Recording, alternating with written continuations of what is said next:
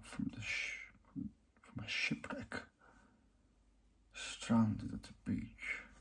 Interesting. I appear to be shipwrecked on this island of yours.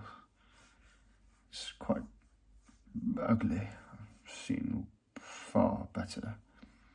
I've seen quite worse. Much worse. Yes, I was a sailor on the ship, can't you see from my attire? Interesting. Yes, this is the key to my ship. It's all gone now. What about my men? Oh, gosh. I suppose the gods of the sea are just not merciful today. Should have brought them more offerings. It's quite all right. How long was I out? 4 days. Incredible. I can't believe it. Look. You've taken such good care of me.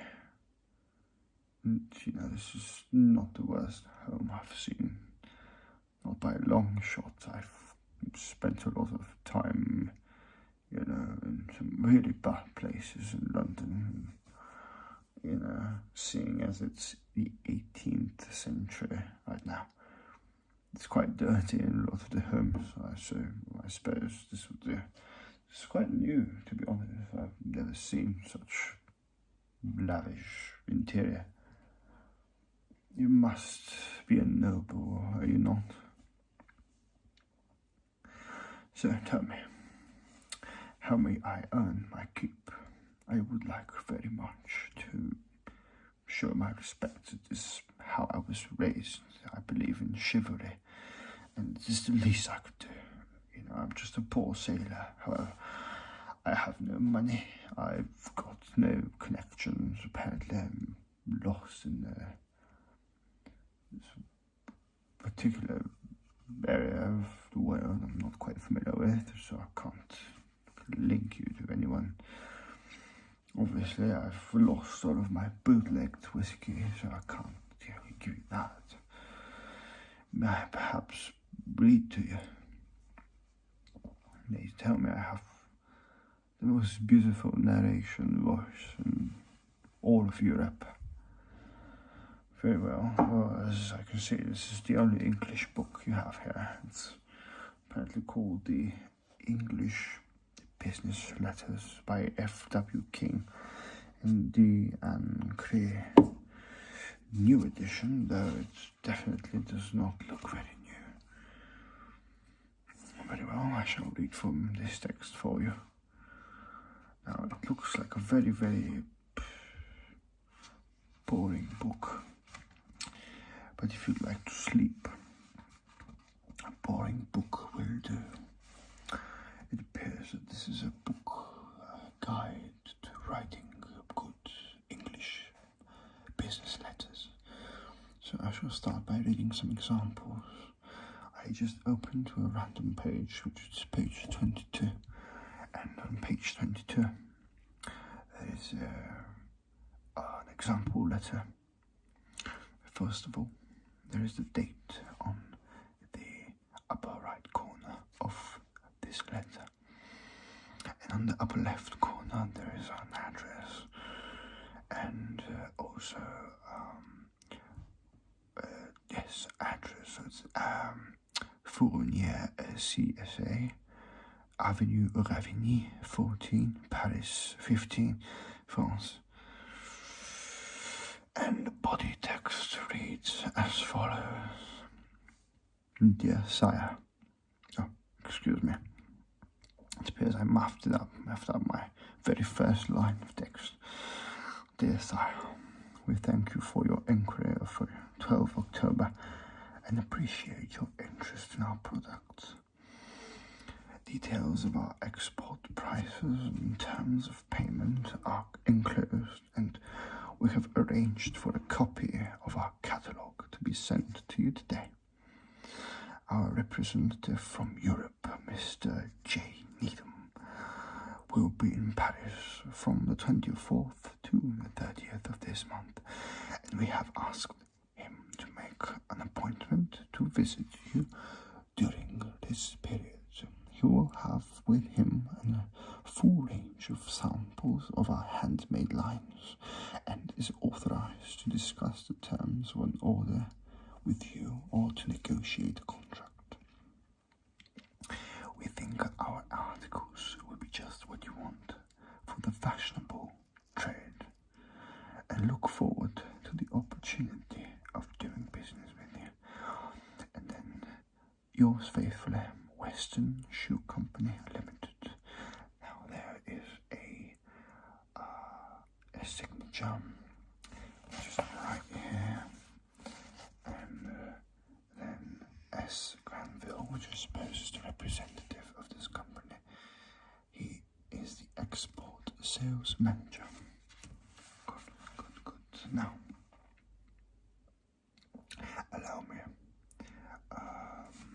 allow me to simply read another one. The Jameson Construction Co. Harbour Road, Melbourne 6, Australia. July 2nd, 1978. That is the year. Dear Sirs, we thank you for your letter of 25th June and are glad to inform you that all the items listed in your inquiry are in stock. We're enclosing a pro forma invoice for the aluminium fittings you are interested in. If you wish to place a firm order, will you please arrange the settlement of the invoice by draft through your bank and advise us at the same time? We can guarantee delivery in Melbourne within 3 weeks of receiving your instructions. If you require the items urgently, we'll arrange them to be sent by air, but this will, of course, entail higher freight charges. We are enclosing details of our terms of payment and would be happy to discuss the discounts with you if you would kindly let us know how large your orders are likely to be. We're also enclosing a copy of a report which appeared in the March issue of the Metal Worker on our aluminium fittings. It is aluminium with capital letters. We are looking forward to hearing from you and assure you that your orders will receive our immediate attention. Yours faithfully, and this is not quite sure by whom. It says no name, but there is a signature. Very well. This is a very interesting book, and it is a glimpse into how things were done back then, and it appears that this is an old book as well. Look at this cover, it's quite old. Now, there is an exercises pages here which are quite interesting. You can fill the blanks in pre-written letters, and I would like to read some concluding lines that you might use in your letters. So, thank you very much for hosting, but I will not call you sir or madam, for I do not know you that well, and you seem to be of lower birth.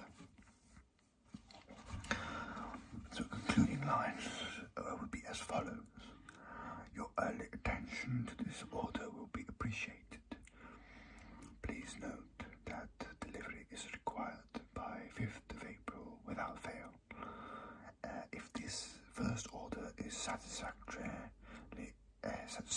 executed, we shall place further business with you. We will do our best with these goods, and if sales are satisfactory, we shall make your brand one of our standard lines. Kindly advise us when the goods are dispatched. Interesting. It is written DE dispatched, not DI dispatched. Could be a typo, but could as well be just a British version of this word, or perhaps an older version of it. Interesting. Now here it says importer's order for bell wire from buyer to seller. Dear sirs, many thanks to your prompt reply of 20th April 20th to our inquiry for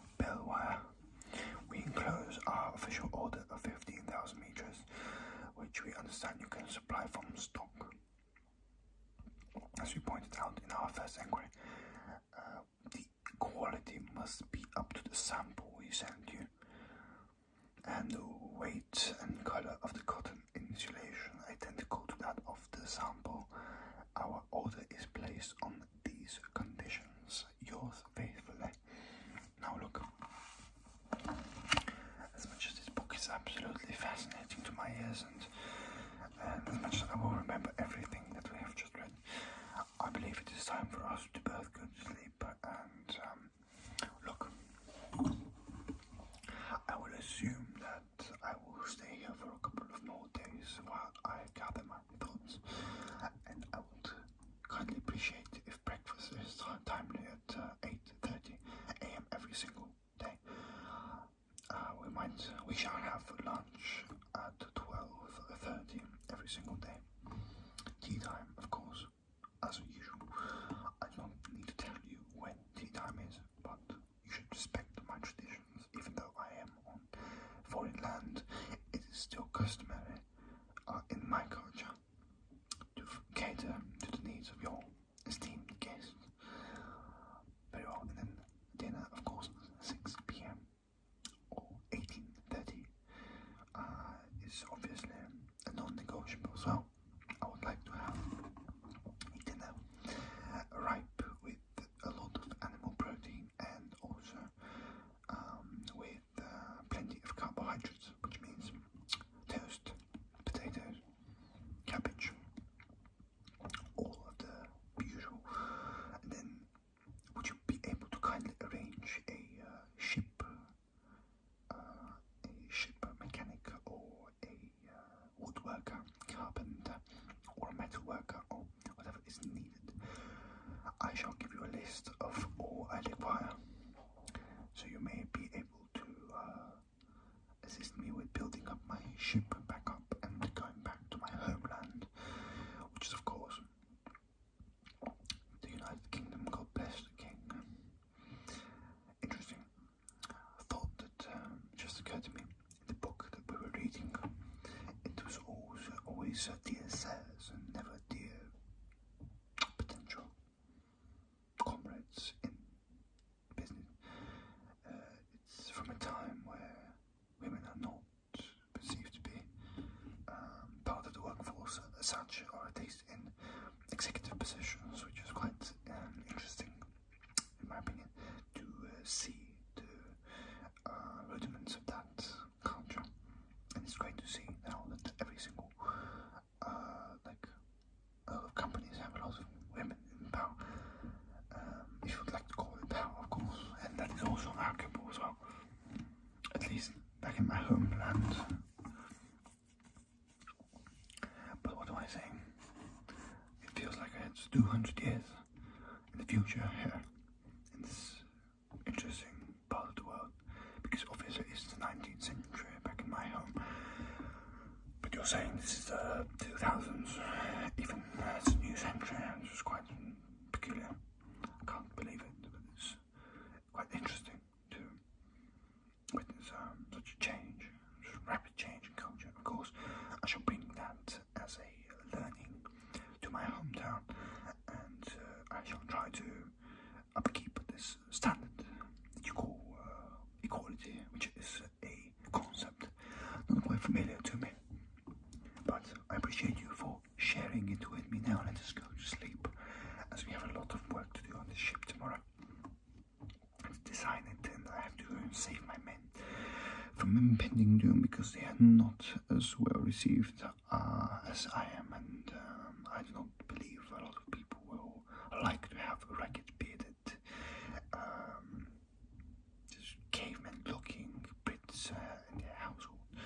Just, of course, I grew myself before the shipwreck, actually, so I'm in tip-top shape, as you can see, but it's not the same for my people, because I'm the one who's supposed to be the diplomatic figure in this entire operation, this operation being the cargo transport. Now, thank you very much for your hospitality again. It is quite the pleasure and the honor, and I hope that I can continue continue to repay my debt by reading to you every single evening, just after supper and right before bedtime.